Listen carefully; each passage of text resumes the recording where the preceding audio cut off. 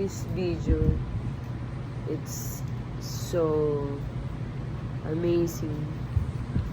And minamanifest niya yung faithfulness ni God. Kahit hindi man niya makontrol yung mga darating na pagsubok or test of faith, pananampalataya natin kay God. Yung timing ni Lord, nandun pa rin. Hindi niya tayo pababayaan. Look at this video, oh.